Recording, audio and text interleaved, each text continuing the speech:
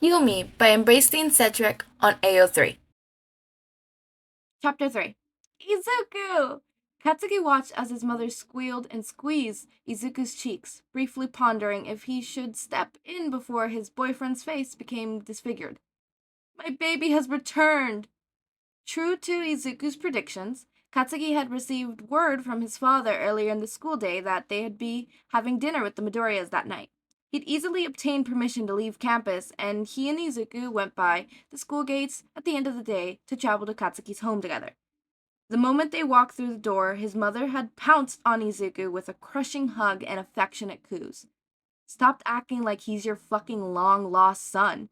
Katsuki grippled, sidestepping the two of them so he could walk over towards his father and Izuku's mother, who was setting the table for dinner. Especially when you already have a son. He's basically my future son-in-law, so long as you don't manage to fuck things up, Mitsuki warned. I honestly don't understand how a brat like you managed to snag Inko's little angel in the first place. Mitsuki? Inko called out, simple yet firm, and implications clear to everyone in the room. Katsuki focused back on the smirk that threatened to appear from hearing Auntie scold his mother in his defense. He and his mother had always butt heads, but it was just how they were, and his father was really only step in if the sprats became too loud or violent. Inko Midoriya, on the other hand, was the epiphany of familiarity, love, and support. If she witnessed Mitsuki speak or act too harshly towards Katsuki, or hear Katsuki be unreasonably disrespectful towards Mitsuki, then she'd immediately intervene. Mitsuki signed and released Izuku to turn and face her son. He raised a brow and saw her eye twitch ever so slightly in response, but nevertheless she continued. You're a wonderful son, and I'm lucky to have you. To anyone else in the world, that may have sounded too rehearsed or insincere, but Katsuki knew she meant it. His mother shared the same discomfort with expressing complex emotions that he did, so that was the best way they could manage, sometimes. Thanks, Katsuki replied, voice a touch less than genuine, though he was secretly happy for the apology. He turned towards Izuku's mother with a soft smile, head tilting towards the respectful nod. It's good to see you again, Auntie. Oh, Katsuki, I've missed you so much, Inko cried, pulling Katsuki in for a bone-crushing hug. It's so good to see you boys together again. Izu just looks so much happier when he gets to see you beyond a phone or a video call. They really are better together, Misiri agreed. Like a balance is restored. That's why you need to marry him.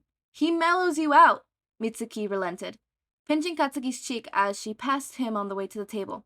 Just like how your father mellows me out.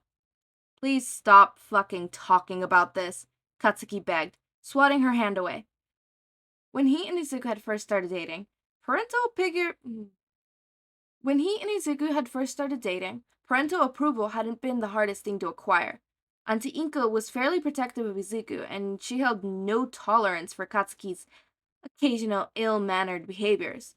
But it was clear to her that they'd be a good pair. Katsuki softened around Izuku, and his assertive attitude led to Izuku developing a better sense of self-confidence. Mitsuki, on the other hand, was ready to start planning the wedding as soon as they announced their relationship. She had been friends with Inko for years and had always considered Izuku to be a delightful child.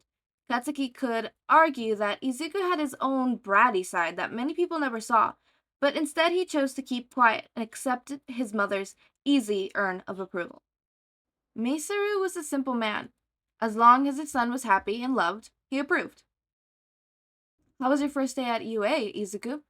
Masaru asked in an attempt to change the subject as everyone sat down for dinner. It was incredible, Izuku exclaimed. The school has so many great resources, and the students and faculty were also very welcoming. You clearly didn't meet all the students then, Katsuki murmured, thinking of how many obnoxious extras he'd encountered during his time there. And you? Mitsuki directed the attention towards Katsuki, and he tensed, knowing what question was coming. How did it feel to finally introduce your boyfriend to everybody? There it was. Katsuki could already feel their eyes studying him, judging him. We didn't mention the dating part. The looks of shocked, bordering on disappointment he received from his parents and Auntie Inko made Katsuki want to burn a hole in the hallway and escape into the night. Katsuki Bakugou didn't run away, so for him to want to, well, run away, really stressed how uncomfortable this conversation was about to be for him. What? Mitsuki questioned. Her tone wasn't harsh, but Katsuki still flinched ever so slightly. I figured with Izuku here, you'd finally want to tell everyone. Katsuki Bakugou was not ashamed of who he was dating. Far from it. Katsuki was proud as fuck to be Izuku's boyfriend. He couldn't care less what any extras had to say about two guys being in a relationship. That was never the problem. No. The problem was Katsuki was protective and possessive as hell. He wanted to keep Izuku to himself. What would be the point in letting people know about him? His group of idiots would probably want to meet him and talk to him and know everything about him, which is fine. Izuku is amazing. But with Izuku on Island, it would fall to Katsuki to share all that information, and he's not the best at communicating. Izuku knows this, and bless his heart, works around it to figure out how to translate Katsuki's body language and words. He just barely has grown comfortable enough to share his emotions with his boyfriend, let alone talk about him with people he's known for less than 2 years. Not to mention, if they ever broke up, then Katsuki would have to stomach the pitying looks and useless speeches from his classmates in attempts to comfort him. Well, me coming here was a surprise, Izuku cut in, though even he sounded a bit upset about the whole thing. Honestly, Katsuki didn't deserve the fact that Izuku was trying to defend him. Kachan barely had a chance to react, let alone figure out how he was going to tell everyone. About that, Katsuki corrected, and God, no, Izuku's expression just twisted into something sadder, and Katsuki felt like a knife had been jammed in between his ribs. I think we should hold off on telling people we're dating. Why would you do that?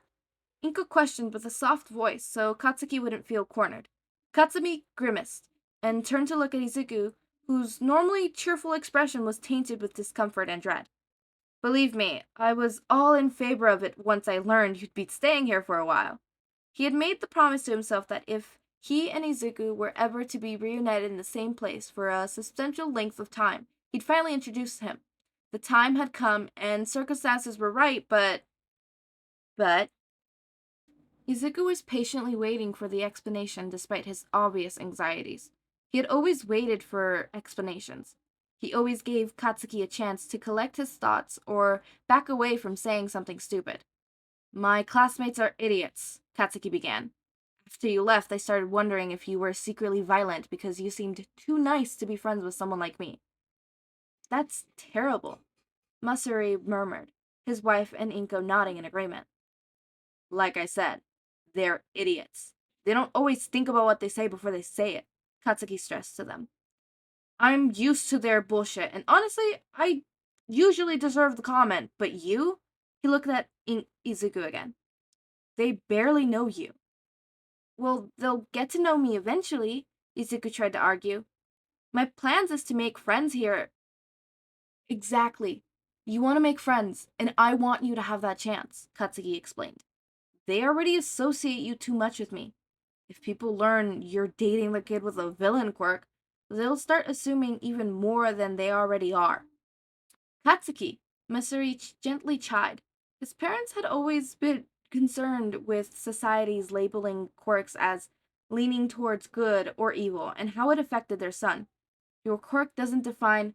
I know. Look, just. Katsuki took Izuku's hands in his.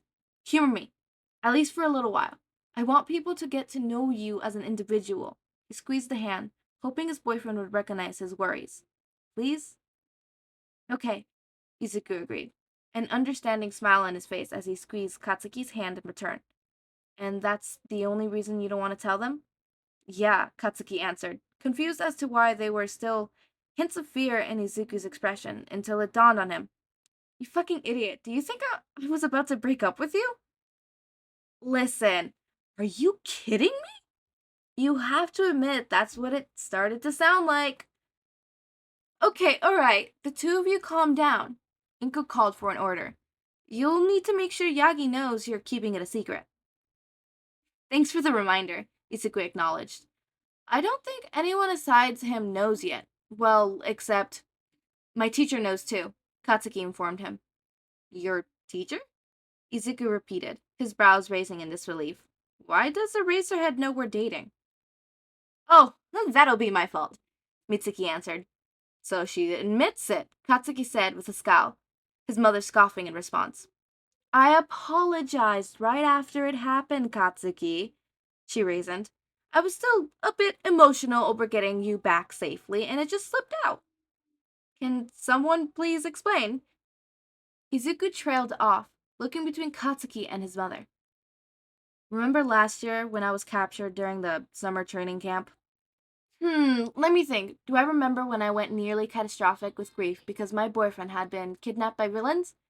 Izuku questioned, tone dipping with sarcasm. You know, I think I might remember something like that happening. After I was rescued was when they decided to implement the dorm system at UA, and they sent All Might and Mr. Aizawa around to all the parents to get their approval. I was all for it, Mitsu stated. Ever since Katsuki was young, he'd been given nothing but shallow praise for having an amazing quirk, and it gave him an attitude problem. We contribute to that attitude problem, Masaru reminded her, getting a grimace and slight nod from his wife in response. I liked Katsuki's teacher, she continued. He sees potential in Katsuki to be a hero and keeps him in check. I believe the best place for my son could be is in the care of UA, and I told him just that. And, Katsuki prompted, what else did you tell him? And I may or may not have made a comment about how Katsuki needed someone who could put him in his place since his boyfriend wasn't able to be around to do it. Oh dear, Inko murmured, though she was clearly a bit amused by the slip. To his credit, he didn't react to the mention of boyfriend. Masaru recalled in To his credit, he didn't really react to the mention of boyfriend. Masaru recalled in defense of his teacher. He did. Just slightly, but he did, Katsuki corrected. I saw it in his face. Did he seem judgmental? Not really. More like he was curious but knew it would be unprofessional to ask questions in the moment, Katsuki assured. He approached me about it one day after class. Now this I don't know about, Mitsuki acknowledged, concern creeping in her expression as she wondered what her son's teacher had said. At first, I thought I was gonna get a don't ask, don't tell speech about working as a hero, he told them. He thought back to the day of when Aizawa had asked him to stay after class for a few minutes, so that they could discuss something. The reason he had given in front of the rest of the class was that it was regarding Katsuki's request to use one of the private training rooms on campus.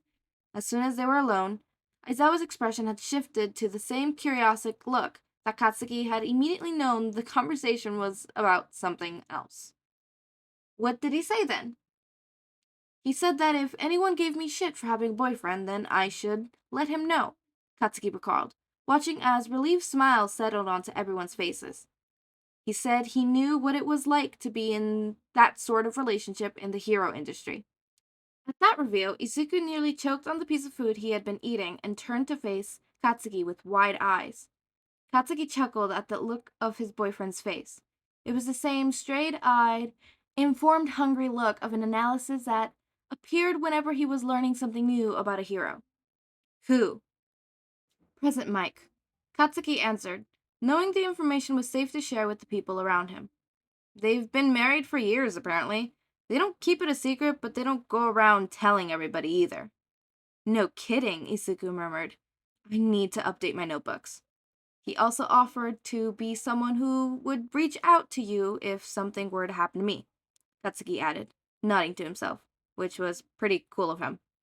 Well, I'm certainly feeling better and better about you being at UA, Inko declared, though I still trust you'll look after him, Katsuki. Mom, please, Izuku groaned. Oh, of course I will, Auntie, Katsuki promised, always proud to be trusted by Inko as someone who would protect and take care of her son.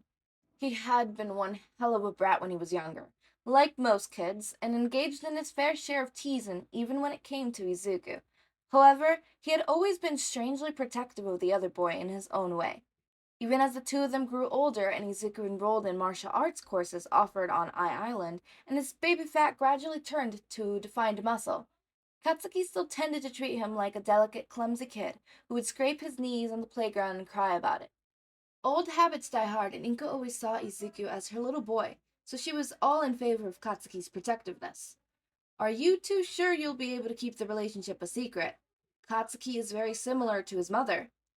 Masaru noted, prompting his wife and son to send him looks of offended confusion. Masaru gathered some of the empty dishes on the table and stood, ready to make his exit before explaining himself further. Which is to say, they're extremely territorial. Masaru laughed, nimbly dodged his wife's attempt to weakly swat his arm as Katsuki grumbled about not wanting to be compared to his mother. Inko merely smiled, quite familiar with the family's dynamic, as Izuku laughed at Katsuki's small tantrum. I guess he'll just have to learn how to behave, Izuku mused. His grinned wider as Katsuki began to frown, realizing the level of restraint he was going to have to exercise around Katsuki at school. His father was unfortunately right. He was territorial as shit. Won't you, Kachan?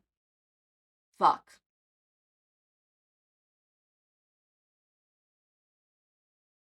Did I need this dynamic? No. But I sure as hell now want more of it, you know? Do I need it? Not really. I could live without it, but it's a very interesting dynamic between the five of them, like the whole family thing. It is very interesting. I made a community post 2 days ago, or today in my time, since I am recording this 2 days before I upload it, whatever. And it was about whether I should make a Discord server for like discussion and stuff like that. I don't know, for hanging out. It's a Discord server.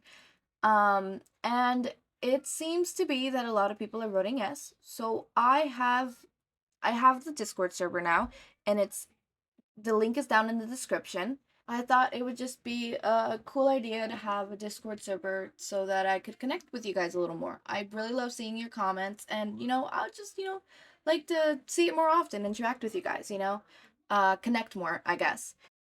As always, make sure to eat, sleep, drink water, take your meds, have a wonderful day or night. Please subscribe to see more of my content, and thank you so much for watching.